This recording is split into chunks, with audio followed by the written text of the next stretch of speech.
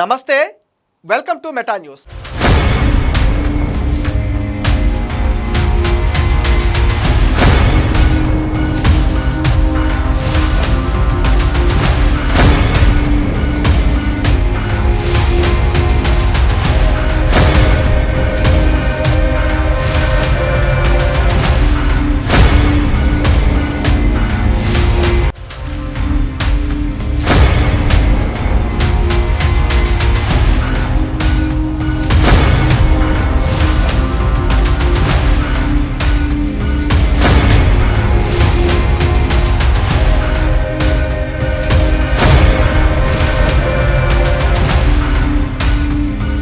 YCP ప్రభుత్వంలో జిల్లా code don అన్ని రకాల దందాలకు పాల్పడేవాడు. తూర్పుగోదావరి జిల్లాను తన గుప్పెట్లో పెట్టుకుని ద్వారంపూడి చంద్రశేఖర్ రెడ్డి రేషన్ దందా కొనసాగించారు. 5 ఏళ్లు పేదల బియ్యంతో కోట్లు కొల్లగొట్టి రేషన్ మాఫియా అక్రమాలకు పాల్పడ్డారు. పోట్లను గుప్పెట్లో పెట్టుకుని పెద్ద ఎత్తున రేషన్ బియ్యం విదేశాలకు తరలించేలా రాష్ట్ర వ్యాప్తంగా ప్రత్యేక వ్యవస్థను కూడా ఏర్పాటు చేసుకున్నారు. ప్రతి జిల్లాలో ఒక నేతని రేషన్ మాఫియా నడిపించేవారు. జగన్ మనుషులు కొన్ని వ్యవస్థలకు సహకరించారనే సమాచారం కూడా ఉంది. రేషన్ మాఫియా గ్రీన్ ఛానల్ ఏర్పాటు చేసుకుని పేదల బియ్యం హద్దులు దాటించేవారు. ప్రతి మండలంలో రేషన్ బియ్యాన్ని అతి తక్కువ ధరకు కొనుగోలు చేసి ప్లాస్టిక్ సంచుల్లో వాటిని నింపి అక్రమంగా గ్రామాలు దాటించేవారు. కూటమి ప్రభుత్వం వచ్చాక ఉక్కుపాదం మోపే దిశగా అడుగులు పడ్డాయి. గత ఏడాది జూన్ 28, 29 తేదీల్లో మంత్రి నాదెండ్ల మనోహర్ కాకినాడలోని 13 గోదాముల్లో తనిఖీలు చేసి 51,427 టన్నుల బియ్యం స్వాధీనం చేసుకున్నారు. 26,488.32 టన్నుల రేషన్ బియ్యం ఆనవాళ్లు కూడా గుర్తించారు. ఆయా సంస్థలపైన 6A క్రిమినల్ కేసులు నమోదయ్యాయి. తెలుగు రాష్ట్రాలతో పాటు ఛత్తీస్గఢ్, బీహార్, జార్ఖండ్, పశ్చిమ బెంగాల్లో 137 మిల్లుల నుంచి రేషన్ బియ్యం కాకినాడ చేరినట్టుగా తెలియదు. ఆ తర్వాత ఆఫ్రికా వెళ్లే సెలెక్టా నౌకలో 1320 టన్నులు, బార్జీలో 1000 టన్నులు రేషన్ బియ్యం పట్టుపడ్డాయి. గత 5 ఏళ్లు బియ్యం వ్యాపారం చేసి కూటమి ప్రభుత్వం వచ్చాక ఆపేసిన సంస్థలపైన విచారణ జరగాల్సి ఉంది. 1,00,000 టన్నుల బియ్యం విదేశాలకు ఎగుమతి చేసిన సంస్థలు గుట్టురట్టు చేయాల్సి ఉంది. రేషన్ అక్రమాలను నిగ్గు తేల్చేందుకు గత ఏడాది చివరన రాష్ట్ర ప్రభుత్వం సిట్టు వేసింది. ఆ విచారణ ఎంతవరకు వచ్చిందో తెలియదు. కాకినాడ పోర్టులో 4 చెక్పోస్టులు ఉన్నాయి. అయినా 2,320 టన్నుల రేషన్ బియ్యం పోర్టుకు వెళ్ళిందంటే అక్రమార్కుల హవా ఎలాంటిదో మనం అర్థం చేసుకోవచ్చు. నాడు ద్వారంపూడి చంద్రశేఖర్ రెడ్డి ఎమ్మెల్యే అయితే పౌర సరఫరాల సంస్థ చైర్మన్, రైస్ మిల్లర్ల సంఘం, ఎగుమతిదారుల సంఘం అధ్యక్ష పదవుల్లో ఆయన తండ్రి, సోదరుడు ఉన్నారు. వాళ్ళ హయాంలో వేలాది కోట్ల రూపాయలు రేషన్ బియ్యం ఇతర దేశాలకు ఎగుమతయింది. వీటి ద్వారా కోట్లు కొట్టేశారు. 2024 ఎన్నికల్లో ఓటమి పాలైన ఆయన హవా ఇంకా కొనసాగుతూనే ఉంది. వైసీపీ ప్రభుత్వంలో సీఎం తర్వాత సీఎంలా గోదావరి జిల్లాలో చెలరేగిపోయిన కాకినాడ సిటీ వైసీపీ మాజీ ఎమ్మెల్యే ద్వారంపూడి చంద్రశేఖర్ రెడ్డి ఒక్క రేషన్ మాఫియాతోనే ఆగిపోలేదు.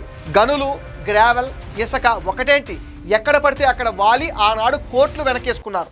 ఈ క్రమంలో మాజీ ఎమ్మెల్యే అడ్డగోలు వ్యవహారం మరొకటి తాజాగా వెలుగులోకి వచ్చింది.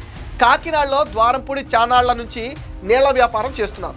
కాకినాడ పోర్టుకు వచ్చే నౌకలకు నీళ్లు విక్రయిస్తూ కోట్లు సంపాదిస్తున్నారు. ప్రభుత్వానికి చెల్లించాల్సిన నీటి బకాయిలు మాత్రం అసలు కట్టడం లేదు.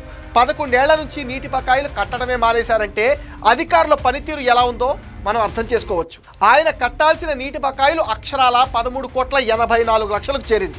సామాన్యులు 1000-2000 కట్టకపోతే నీటి కనెక్షన్ తీసేస్తారు అధికారులు. కానీ ద్వారంపూడికి ఎవరు సహకరిస్తున్నారనేదే ఇప్పుడు హాట్ టాపిక్ అవుతుంది.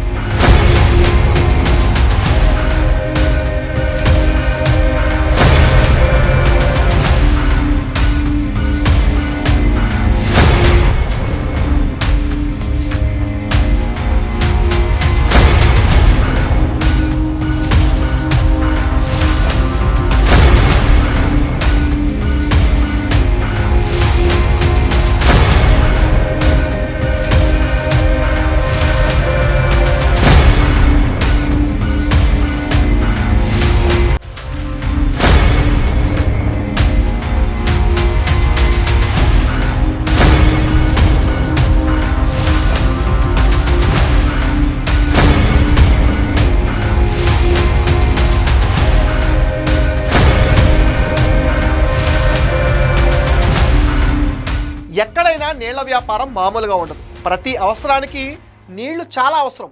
అదే పారిశ్రామిక అవసరాలకైతే ఎంత ఖర్చైనా నీటిని కొనాల్సిందే. అదే ద్వారంపూడికి ప్లస్ అయింది.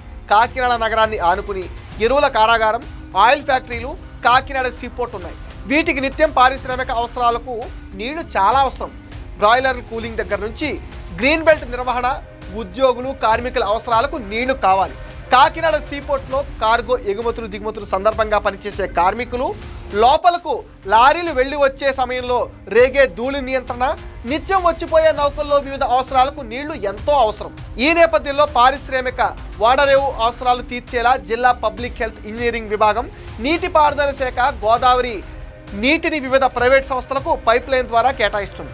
ఈ సంస్థలు నీటిని తీసుకుని వివిధ పరిశ్రమలకు విక్రయించుకుంటారు. నీటి సరఫరా చేసినందుకు ఈ సంస్థల నుంచి నామమాత్రపు ఛార్జీలు మాత్రం ప్రభుత్వం అయితే వసూలు చేస్తుంది. ద్వారంపూడి తన తనయ అంజనీ పేరుతో గోదావరి నీటిని ఎప్పటి నుంచో తీసుకుంటున్నారు.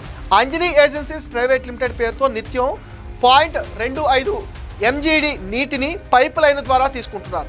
ఈ నీటిని కాకినాడ పోర్టు సమీపంలోని శ్రీ విద్యా కాలనీలో శుద్ధి చేస్తున్నారు. ఇందుకోసం నీటి శుద్ధి ప్లాంట్ కూడా ఏర్పాటు చేశారు.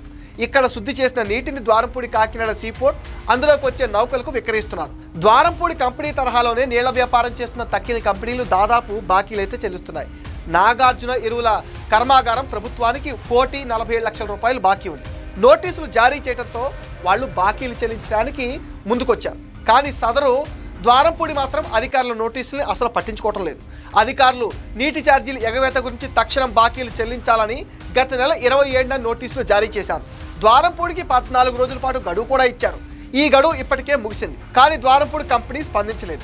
నీటి సరఫరా ఆపాల్సిన అధికారులు మేనమేషాలు లెక్కిస్తున్నారు. ద్వారంపూడి కంపెనీ నీటిని లీటర్కు 10 రూపాయల చొప్పున కొనుగోలు చేసి అదే నీటిని శుద్ధి చేసి 30 రూపాయల చొప్పున పోర్టు, నౌకలు, వివిధ పారిశ్రామికలకు విక్రయిస్తున్నారు.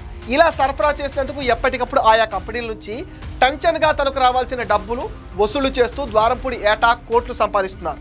కానీ ప్రభుత్వం నుంచి తీసుకుంటున్న గోదావరి నీటికి మాత్రం అసలు ఛార్జీలే చెల్లించడం లేదు. 2014 ఏప్రిల్ 18 నుంచి 2025 మే 31 వరకు ఒక్క పైసా కూడా ప్రభుత్వానికి కట్టలేదు. ఏడాదికి 1,24,00,000 రూపాయల చొప్పున 11 ఏళ్లకు ద్వారంపూడి కంపెనీ చెల్లించాల్సిన మొత్తం 13,84,00,000కు పేరుకుపోయింది. అయినా ద్వారంపూడిలో కదలికైతే లేదు. రేషన్ దందాయే కాదు, అనుమతులు లేకుండా అక్రమ కట్టడాలు కూడా కట్టేశారు Dwarampudi. Kakinada town main centre వద్ద అక్రమంగా 4 అంతస్తుల భవనాన్ని నిర్మించారు.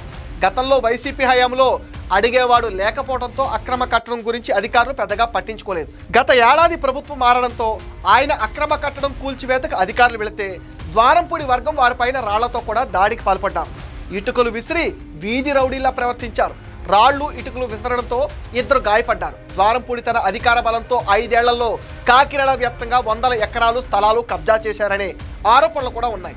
అధికారం తమది కాకపోయినా తనని ఎవరూ ఏం చేయలేరనే ధీమాలో ఆయన ఉన్నారు. ఇది మెటా న్యూస్ అప్డేట్. ఈ వీడియో పైన మీ విలువైన ఒపీనియన్ని కామెంట్ సెక్షన్లో పోస్ట్ చేయండి. మీరు ఇచ్చే కమెంట్స్తో మరిన్ని ఇంట్రెస్టింగ్ వీడియోస్ మీకు అందిస్తాం. అండ్ మీరేం చేయాలో మీకు తెలుసుగా, ఈ వీడియోస్ని లైక్ చేయండి, షేర్ చేయండి, మెటా న్యూస్ని సపోర్ట్ చేయండి, సబ్స్క్రైబ్ చేయండి.